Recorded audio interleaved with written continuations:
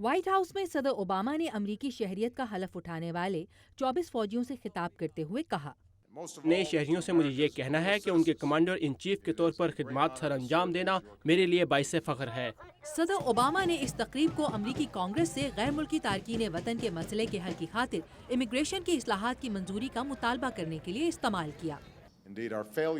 بلا شبہ وفاقی سطح پر ہماری جانب سے ذمہ داری کا مظاہرہ کرنے میں ناکامی پر دوسروں کی جانب سے بھی غیر ذمہ داری کے رویے کا دروازہ کھل جائے گا۔ مثلاً حال ہی میں ریاست ایریزونا میں اعلان کیے جانے والے اقدامات سے ایک طرف انصاف کے وہ بنیادی اصول خطرے میں پڑ گئے جو ہم امریکیوں کی پہچان ہیں، جبکہ دوسری جانب پولیس اور عوام کے درمیان موجود انتہائی ضروری اعتماد بھی۔ جس بل پر میں دستخط کرنے جا رہی ہوں وہ ایک ایسے بحران کے حل میں ہمارے لیے مددگار ثابت ہوگا جو ہم نے پیدا ہی نہیں کیا۔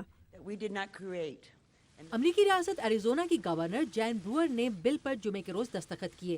اس کے مطابق کسی فرد پر غیر قانونی تارکین وطن ہونے کا شبہ ہو جانے پر اس سے پوچھ گچھ کرنا پولیس کی ذمہ داری بنا دی گئی ہے، اور تارکین وطن کے لیے اپنی شناختی دستاویز کو ہر وقت ساتھ رکھنا بھی ضروری ہو گیا ہے۔ ایریزونا حکومت کے عوامی نمائندے رسل پیئرس کے مطابق یہ امریکہ کا سخت ترین امیگریشن قانون ہے۔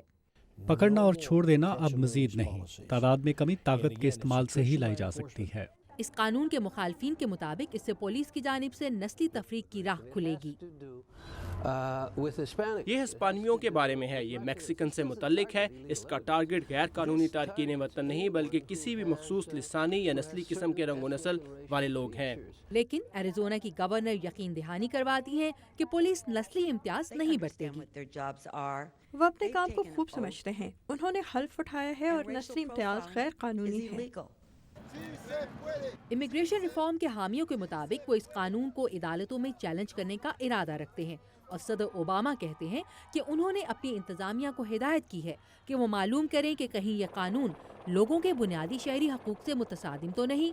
ایک طرف یہ بحث جاری ہے اور دوسری طرف قانون نافذ کرنے والے اداروں نے چھاپوں میں ایک میکسیکن نیٹ ورک سے تعلق کے الزام میں 47 لوگوں کو گرفتار کر لیا ہے۔